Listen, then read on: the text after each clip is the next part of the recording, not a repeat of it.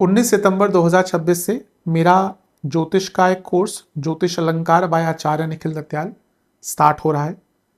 जो लोग ज्योतिष को बृहद तरीके से जानना चाहते हैं, बेसिक तरीके से जानना चाहते हैं और ज्योतिष में अपने बेसिक्स को बहुत स्ट्रॉन्ग करना चाहते हैं, क्योंकि बिना बेसिक्स के ज्योतिष नहीं की जा सकती, उनके लिए कोर्स बहुत अनिवार्य है। बहुत विस्तृत कोर्स मैंने बनाया है।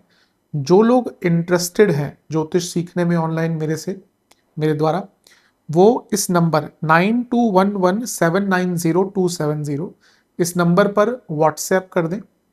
आपको डिटेल भेज दी जाएगी पीडीएफ के द्वारा। तो जो लोग उस डिटेल में दी गई जो भी जानकारी है उसमें इंटरेस्टेड होंगे, वो कोर्स को ज्वाइन कर सकते हैं। ओम गणेशाय नमः। ओम नमः शिवाय। मैं निखिल ज्योतिष आचार्य आप सभी का मेरे चैनल पर पुनः स्वागत करता हूँ। आशा करता हूँ कि आप सभी स्वस्थ होंगे।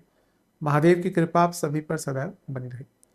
ये वीडियो वृश्चिक यानी कि स्कॉर्पियो के लिए बहुत विशेष है, क्योंकि वीडियो है अगस्त 2026 के मासिक राशिफल के बारे में। कैसा रहेगा अगस्त का महीना वृश्चिक के लिए। जो मेरा मासिक राशिफल होता है वो प्रमुखतः जीवन की मुख्य चीज़ों पर आधारित होता है, जैसे कि सामान्य विश्लेषण, career, business, income, investment, love life, married life, students और सेहत।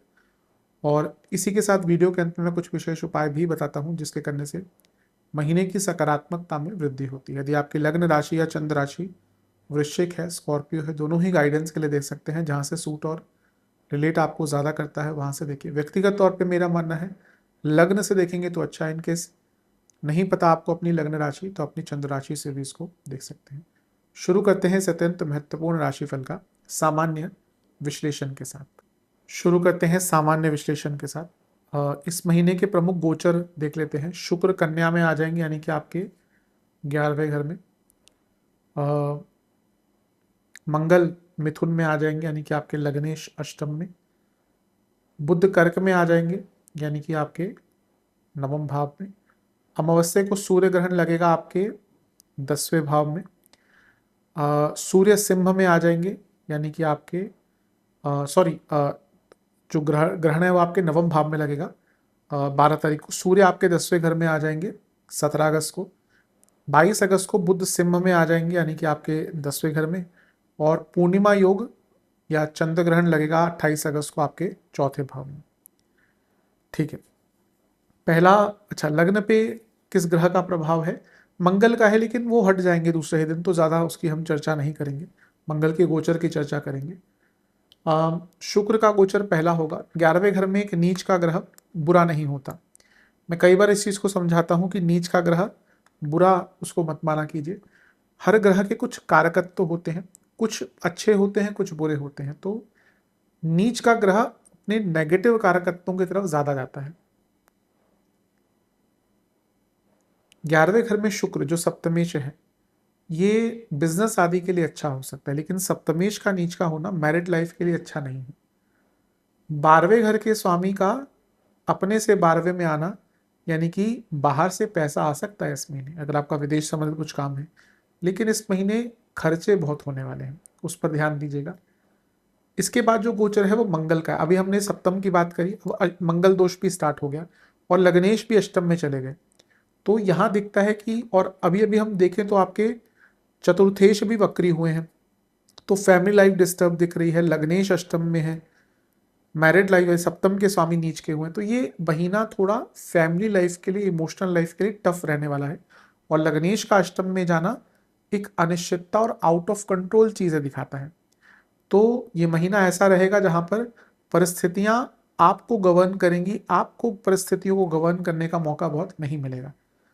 मैं हमेशा कहता हूं अगर ऐसी स्थिति बनती है ना, तो चीज़ों को सरल कर लीजिए, अच्छा रहता है।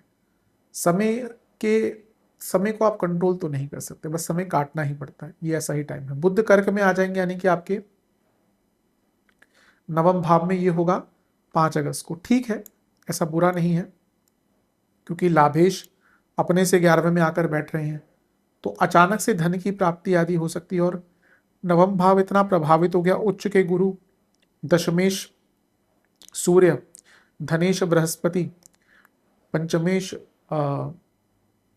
बृहस्पति और बुध जो लाभेश है, धन के दृष्टिकोण से अच्छा है। लेकिन 9वें भाव में इतने ग्रह आना ये कभी कभी अंकित करता है कि बॉसेस से थोड़े ईगो क्लैशेस हो सकते हैं, और जो ग्रहण लगेगा वो भी इसी चीज़ नवम में ही पड़ रहा है।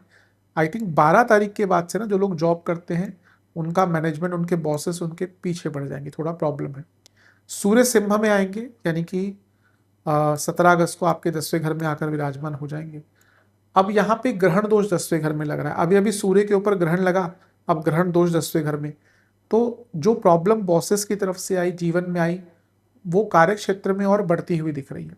तो करियर में जो लोग जॉब करते हैं उनके लिए थोड़ा टेस्टिंग टाइम है, मैं आऊँगा उस पर। और सरकारी बाधा, पिताजी से संबंध, घर वालों से संबंध बिगड़ सकते हैं, जो मैंने पहले ही कहा, और ये उसकी पुष्टि कर रहा है। बुध भी सिंह में ही आ जाएंगे, यानी कि 10वें घर में। अब वो अष्टमेश है, यहाँ पे आके वो जब अपने अष्टम का तत्व लेके आएंगे और इस ग्रहण दोष को छुएंगे, यानी कि कार्य क्षेत्र में महीने के अंत में अनिश्चितता दिख रही है। और अंततः चंद्र ग्रहण भी आपके चौथे घर में लग रहा है। तो जैसा मैंने कहा ना कि ये महीना इमोशनल लाइफ, पर्सनल लाइफ के लिए खराब है, और महीने का अंत आते आते कार्य क्षेत्र पे भी प्रभाव डाल सकता है। एक ऐसा महीना है जो आप बस संभालते रह जाएंगे, लेकिन चीज़ें पकड़ में आएंगी नहीं। मैं कहूँगा शुरुआत से ही अपने इमोशनल लाइफ और पर्सनल लाइफ पर बहुत नियंत्रण रखकर चलेगा। विशेष प्रोडिक्शन, मिस्टीरियस महीना रहेगा। लग्नेश का अष्टम में होना, यानी कि आपको समझ नहीं आएगा कि ये हो क्या रहा है आसपास। कभी कभी होता है ना कि एक प्रॉब्लम खत्म हुई, अगले दिन दो और रेडी खड़ी है। यूजली क्या होता है, प्रॉब्लम हो रही है, खत्म हो रही है, हमें लगा चलो ठीक है अब थोड़ा आराम है। यहाँ पे होगा, एक प्रॉब्लम खत्म हुई, अगले दिन दो नई प्रॉब्लम स्टार्ट है। पैसा आएगा इस महीने, लेकिन पेशेंस रखना पड़ेगा। ईश्वर की आराधना कीजिए, जिनको भी आप मानते हैं, थोड़ा वहीं से शांति मिलती है। अपनी वर्थ बढ़ाइए, जीवन में फ्लो लाइए, और थोड़ा पैशनेट रहिए। मेरे ख्याल से एक ऐसा महीना है जहाँ पे आपको उन लोगों से बात करनी चाहिए जो आपको समझते हैं। अपने मन में एक क्लैरिटी लानी पड़ेगी आपको रिश्तों को लेकर, क्योंकि कई ऐसे रिश्ते हैं जो आपका फ़ायदा उठा रहे हैं।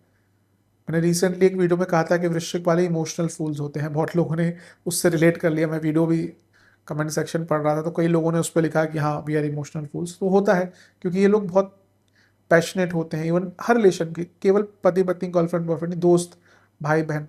बट इनका जो उदारता होती है ना वृश्चिक वालों की, उसका बहुत दुरुपयोग किया जाता है। मेरे हिसाब से जो जीवन में चीज़ें रुकी हुई हैं, अब उनको आगे बढ़ाने का समय है। विशेष कुछ नेगेटिव चीज़ें, हारमनी पर काम कीजिएगा फैमिली की शुरू से ही। शांत रहिएगा, अपने कम्युनिकेशन को अच्छा रखिएगा फैमिली के साथ स्पेशली। और ये भी जानिए कि आपसे कहाँ गलतियाँ हो रही हैं। थोड़ा आत्ममंथन का मौका भी इस महीने आपको अवश्य मिलेगा, स्पेशली शनिदेव के कारण। तो कभी कभी होता है, बैठते हैं खाली तो ना दिख जाता है कि कुछ गलतियाँ भी हो रही हैं, तो उनको सुधारने का प्रयास कीजिएगा। चलते हैं करियर की तरफ। जहाँ तक जॉब की बात है, थोड़ा सचेत रहिए।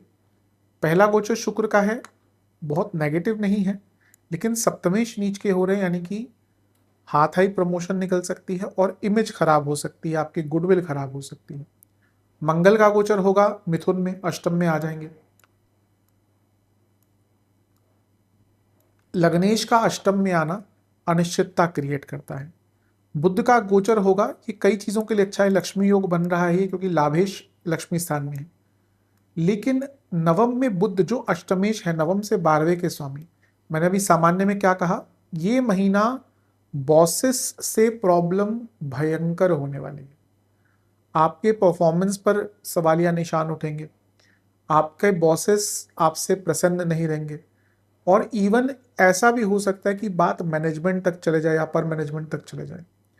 थोड़ा महीना रिस्की है कार्य क्षेत्र के लिए, स्पेशली अपनी परफॉर्मेंस पर ध्यान दीजिएगा, क्योंकि यहाँ पे मैं ऑफिस पॉलिटिक्स की बात नहीं कर रहा। यहाँ पे मैं ये बात कर रहा हूँ कि शायद आपसे ही थोड़ी गलतियाँ हो जाए, जिसका एक इम्पैक्ट कार्य क्षेत्र पर पड़ सकता है। Be very careful. इसके बाद सूर्य का गोचर सिंह, अच्छा अमावस्या योग देखिए, अमावस्या योग भी नवम में पड़ रहा है, जिस दिन सूर्य ग्रहण भी लगेगा। ग्रहण किस पे लग रहा है, सूर्य पर।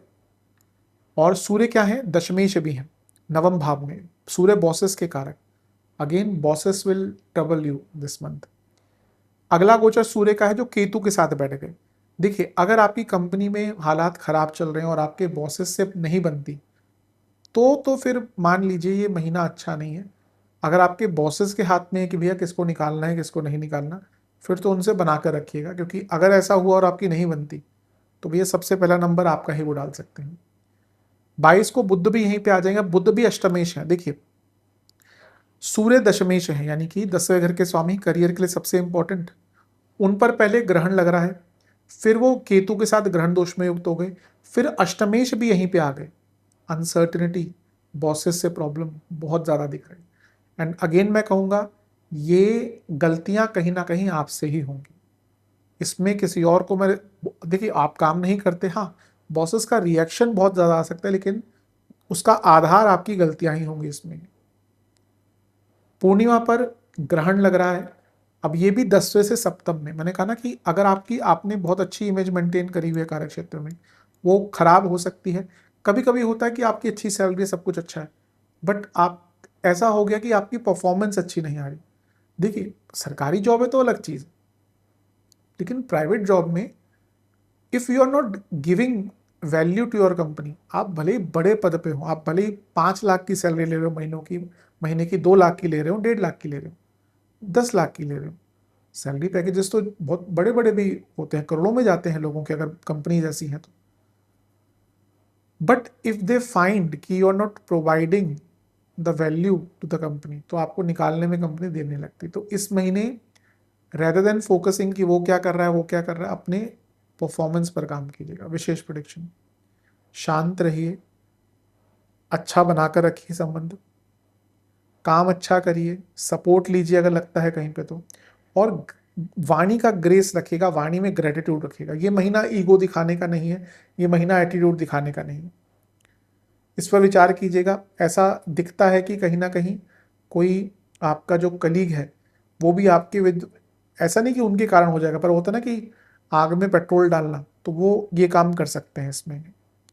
मैं फिर से कहूंगा वृश्चिक वालों को कि focus on your own work this month, उसमें नियर परफेक्शन रखिए तो बच जाएंगे, लेकिन जहां आपसे ब्लंडर ऑफ मिस्टेक्स हुई, दिक्कत बहुत बढ़ेगी।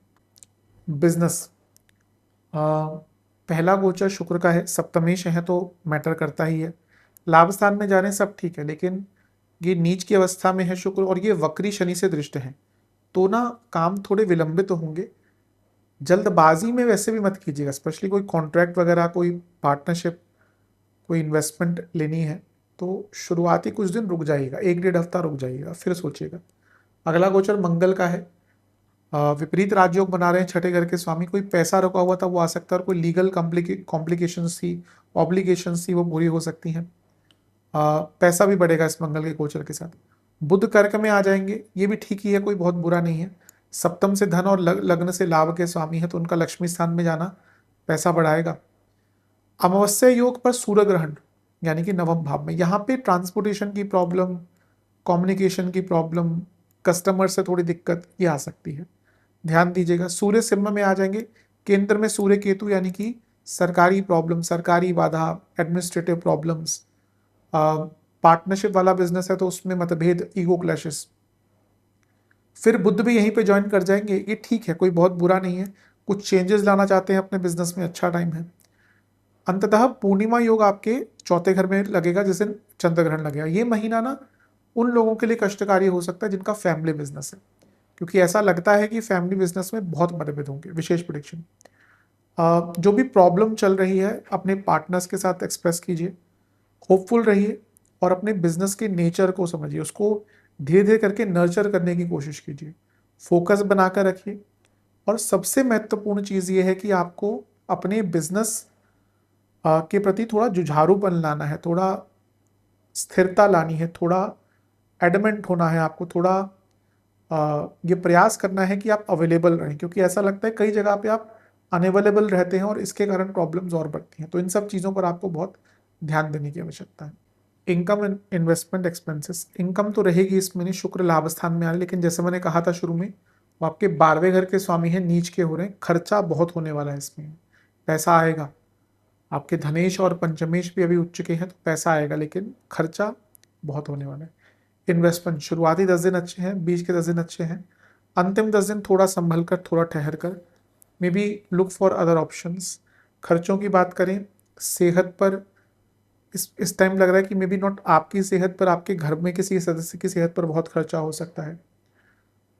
दवाइयों पर बहुत खर्चा, कुछ लीगल केस चल रहा है उस पर बहुत खर्चा, बहुत मिस्टीरियस खर्चे, बहुत अनिश्चित खर्चे, ऐसे खर्चे जिनके लिए बिल्कुल आप तैयार ही नहीं थे। एक तो होता है कि चलो हम सोच के रखते हैं कि इतना खर्चा है, ऊपर से इतना निकाल के रखते हैं।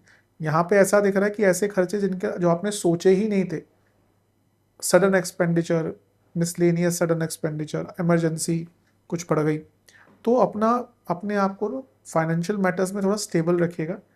शुरू से ही अपने खर्चों पर नियंत्रण रखेंगे तो अच्छा है। सरकारी कामों पर भी बहुत खर्चा होता हुआ दिख रहा है। Love and relationship, no contact situation, chances हैं, अच्छे चांसेस हैं इस महीने, बातचीत हो सकती है। थोड़ा शांति, थोड़ा एनालाइज करिए और बैलेंस्ड वे में आगे बढ़िए। नए रिलेशनशिप के चांसेस नहीं है। रिलेशनशिप के लिए महीना अच्छा नहीं है, क्योंकि देखिए पंचम में वक्री शनि अभी हुए हैं। पहला गोचर शुक्र का है, तो वो कारक है रिलेशनशिप के, तो वो नीच के हो जाएंगे और वक्री शनि से प्रभावित रहेंगे, तो ये डिटैचमेंट दिखाता है। मंगल का गोचर है तो वो छठे घर के स्वामी हैं और खुद मंगल का तत्व है, तो वो भी शुक्र को देखेंगे। तो ये दिखाता है कि रिलेशनशिप के लिए महीना इजी नहीं है। डिटैचमेंट, एग्रेशन सब कुछ रहेगा। कई ऐसी इच्छाएं हैं जो आप एक दूसरे की पूरी नहीं कर पा रहे, ना ही समझ पा रहे हैं, उनके कारण प्रॉब्लम्स होंगी। अगला गोचर बुध का है, जो बहुत बुरा नहीं है, ठीक ठाक है। ये 5 अगस्त को होगा। फिर अमावस्या यहीं पे लगेगी। यहाँ पे दिक्कत है कि पंचम से पंचम में अमावस्या और सूर्य ग्रहण, यानी कि बहुत भारी मिसकम्युनिकेशन 12 तारीख के आसपास। 17 अगस्त को सूर्य का गोचर होगा। ये आपके 10वें घर में आ जाएंगे, जो पंचम से छठा है, यानी कि मतभेद और दूसरे लोगों के कारण आपके बीच में प्रॉब्लम्स। फिर इसके बाद बुध भी यहीं पे आ जाएंगे, ये भी उसको बढ़ावा देगा, क्योंकि पंचम से छठे में ग्रह बढ़ते जा रहे हैं, यानी कि कन्फ्यूजन, फ्रस्ट्रेशन बढ़ेगी। और अंततः पंचम से 12वें में चंद्र ग्रहण हो सकता है। महीने के अंत में कुछ लोग ब्रेकअप की तरफ भी सडनली चले जाएं। वो इमोशनल निर्णय हो सकता है, लेकिन थोड़ा सा अपने इमोशंस पर महीने के अंत में अगर कंट्रोल रखेंगे तो आपके लिए अच्छा रहेगा। विशेष प्रेडिक्शन, इस महीने ऐसा लगेगा कि रिलेशनशिप खत्म हो रहा है, तो उसको संभाल के रखिए। नेगेटिविटी दिख रही है, बहुत डिमांड्स हो रही हैं दोनों साइड से जो पूरी नहीं हो पा रही, और बहुत फॉल्स एक्सपेक्टेशंस हैं। आप लोग पब्लिक इमेज बनाने के लिए, सोशल मीडिया पे दिखाने के लिए बहुत चीज़ें अच्छी कर रहे हैं, लेकिन आपको भी पता है कि अंदर से बहुत दिक्कत है। मेरे हिसाब से दोनों के ही मन में दुख है, दोनों के मन में पीड़ा है, दोनों के ही मन में कुछ ऐसी चीज़ है जो दोनों को ही ना व्यथित कर रही है। तो आई थिंक इसको डिस्कस करिए अपने पार्टनर से, सबसे अच्छा यही है, सबसे अच्छा उपाय यही है कि डिस्कशन करिए और जानिए कि क्या चीज़ है जो आपके पार्टनर को तंग कर रही है। चलते हैं वैवाहिक जीवन की तरफ। थोड़ा कष्टकारी है, क्योंकि मंगल दोष बने रहेगा। के स्वामी शुक्र, जो कारक भी है वैवाहिक जीवन के, वो वक्री हो रहे हैं, वो नीच के हो जाएंगे 1 तारीख को। वक्री शनि सप्तम को भी देख रहे हैं, सप्तमेश को भी देख रहे हैं और कारक को भी देख रहे हैं। कभी कभी ऐसा होता है ना कि आपको लगता है कि I am not feeling any attachment towards my partner, ऐसा लगता है कि कुछ है ही नहीं।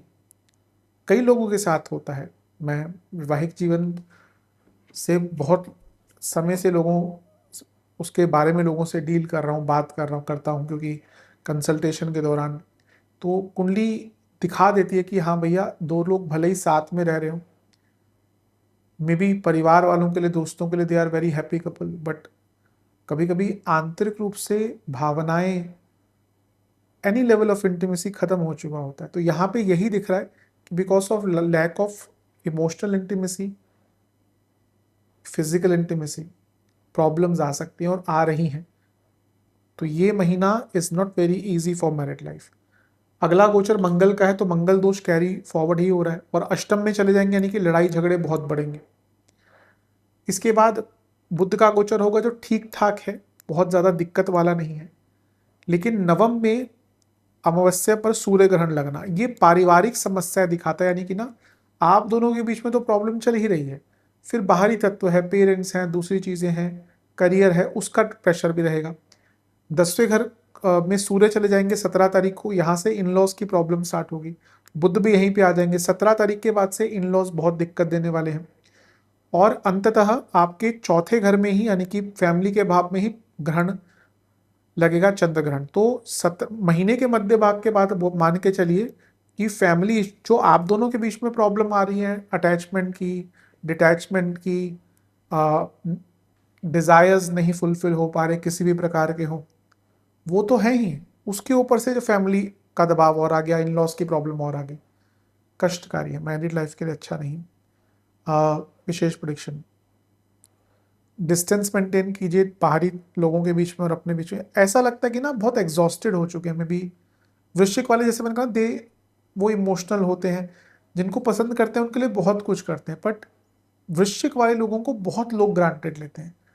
आई थिंक सबसे अगर कोई मिसअंडरस्टूड लगना है ना, वो वृश्चिक वाले हैं। लोगों को क्या कहते हैं ना, कि लगता है कि गुस्सा है, एग्रेशन, मसल मसल पावर, वो है उनका तत्व, लेकिन वृश्चिक मंगल की उदारता वाला लग्न है। मंगल से ज्यादा उदार ग्रह कोई है ही नहीं। आप देखिए, बड़े बड़े जो लोग दान करते हैं ना, उनके दान करने की क्षमता हर व्यक्ति के अंदर तो ना होती है। दान कौन करता है? जिसके अंदर मंगल, जिसका मंगल अच्छा होता है, वो बड़े दान करता है, क्योंकि वो मंगल की ही उदारता है। इस चीज को समझना पड़ेगा। तो यहाँ पे आई थिंक, मुझे लगता है कि आपके पार्टनर आपको फॉर ग्रांटेड ले रहे हैं। अगर इस महीने भी आपने अपने लिए कुछ स्टैंड नहीं लिया, प्रॉब्लम होगी। पर्सपेक्टिव बदलिए अपना पार्टनर को लेकर। ठीक है, we have to be committed to our partner, but अगर उस चीज़ का फ़ायदा उठाया जा रहा है तो कहीं ना कहीं वो गलत है। ऐसा लग रहा है कि मेंटली ऐसे मौके आ जाएंगे जहाँ पे आप बिल्कुल एग्जॉस्टेड हो जाएंगे, एकदम ब्रेक ब्रेक हो जाएंगे। तो प्रॉब्लम्स दिख रही है, महीना मैरिड लाइफ के लिए अच्छा नहीं।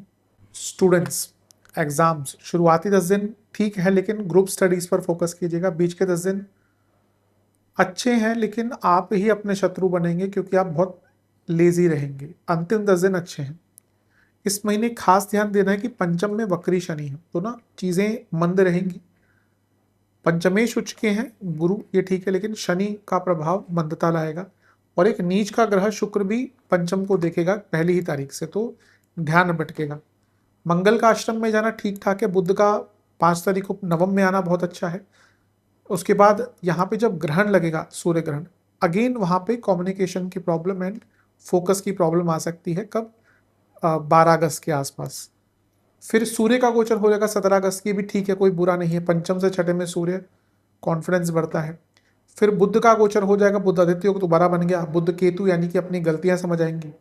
लेकिन फिर से ग्रहण लगेगा, चंद्र ग्रहण, महीने के अंत में 28 तारीख को।